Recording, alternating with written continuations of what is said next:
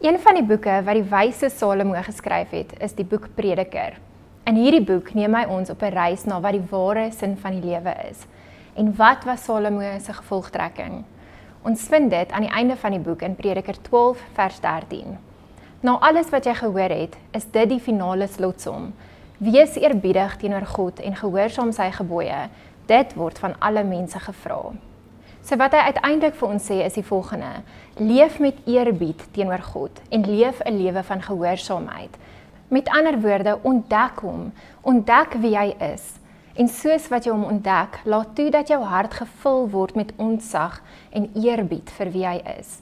En soos wat jy hom ontdek en hom aanskou, laat toe dat dit wat jy van hom raak sien en beleef jou elke dag optrede beïnvloed. Dit sal jou lei na 'n lewe van gehoorsaamheid aan hom. Ek kan jou waarborg dat jy soos die skrywer van Hebreërs ontdekkings gaan maak oor die grootheid en almag van die Here. En verder, o Here, U het heel aan die begin die fondamente van die aarde gelê en die hemele is U handewerk. Hierdie dinge sal vergaan, maar U bly vir altyd.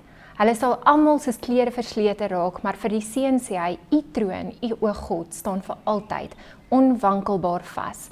U koninklike heerskappy word gekenmerk deur regverdigheid.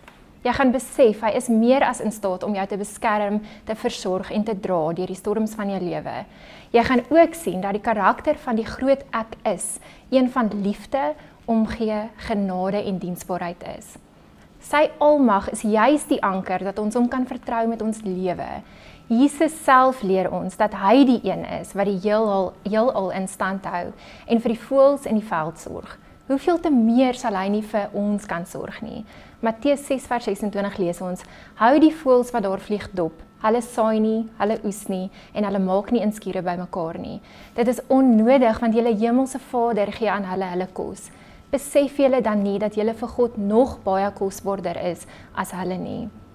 Ek en Emil het ure se stories waar God ons as voorsiener bo-natuurlik gesorg het vir ons. Van ons oudste seentjie wat vir 3 jaar gratis en verniet in die beste babahuis in ons omgewing versorg is, tot die Here vertrou vir R500 vir kruideniersware net om tot die einde van die maand te kom, net om dieselfde dag nog 10 keer soveel te ontvang.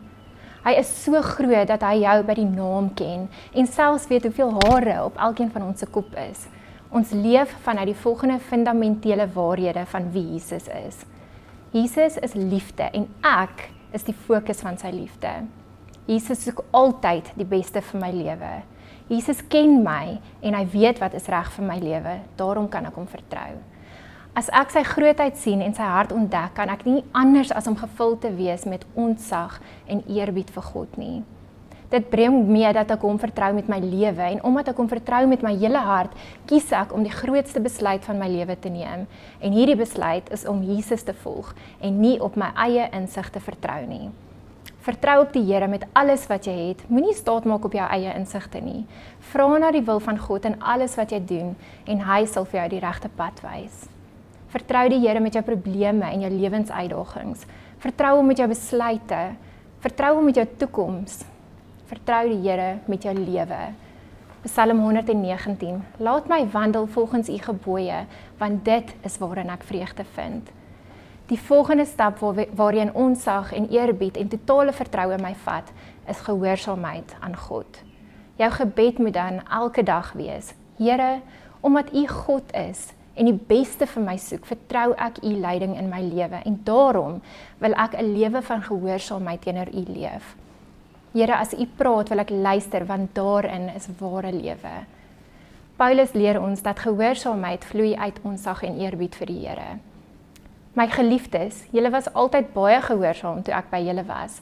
Nou dat ek weg is, moet julle nog meer gehoorsaam wees. Vol ontzag en eerbied vir God, moet julle voortgaan om aan julle verlossing gestalte te gee.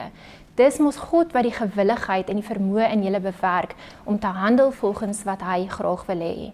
God se verlossingswerk het jou nuut gemaak. Jy dra nou sy DNA. Filippense 2 vers 5 lees ons verder: julle gesindheid moet soos Jesus Christus sin wees. Laat sy gesindheid en lewenswyse jou lewenswyse raak. Paulus verwys daarna dat God die gewilligheid en vermoë in ons bewerk om te wandel soos hy dit graag wil hê. Dis nie iets wat ons uit ons eie krag hoef te laat gebeur nie. Jesus gaan ons leer deur sy woord, deur gedagtes in ons hart en die vrede in ons gemoed. Omdat ons eerbied en ontzag vir God het, gaan ons dit wat hy ons leer in gehoorsaamheid begin uitleef. Ek sal my lewe belyn met sy beginsels. Een van Jesus se bekendste preke staan bekend as die bergpredikasie, waar Jesus ons leer om gehoorsaam te wees aan sy leiding.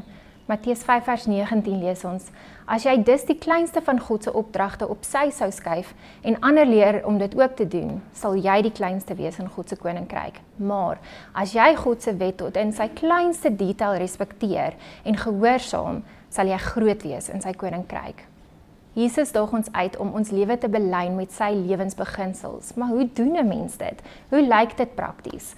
In die volgende skrifgedeelte verduidelik Jesus hoe om dit prakties uit te leef.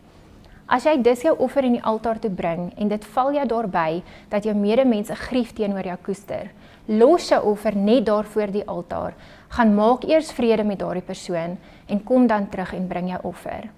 Wat beteken dit? Wanneer jy alleen tyd saam met Jesus spandeer of na 'n geleentheid soos 'n selgroep byeenkoms of 'n Sondagdiens toe gaan en jy ervaar dalk iewers in jou hart dat daar 'n onvergewingsgesindheid teenoor iemand anders is, wees gehoorsaam aan daai stem. Staan dadelik op, belyn jou lewe met die waarheid en met God se opinie en kom eers daarna terug en dan bid die Here verder. Jesus daag ons uit dat gehoorsaamheid nie net by 'n gedagte bly nie, maar dit sal oorgaan in aksie, sodat ons lewe belyn kan word met sy waarheid. Dit sal 'n lewe van oorvloed en ware geluk inhou. Ons lewe nie van gehoorsaamheid om ons plek in die hemel te verdien nie, of om in aanmerking te kom vir Jesus se guns en liefde nie. Sulke optredes is godsdienstige optredes. Dit is hoe die Fariseërs opgetree het. Hulle wou guns verdien deur hulle optredes. Maar ons het juis ontzag en eerbied vir hom omdat ons hom ken en omdat ons uit genade gered is. Daar is geen afstand tussen ons en die Here nie. Ons het 'n persoonlike verhouding met hom.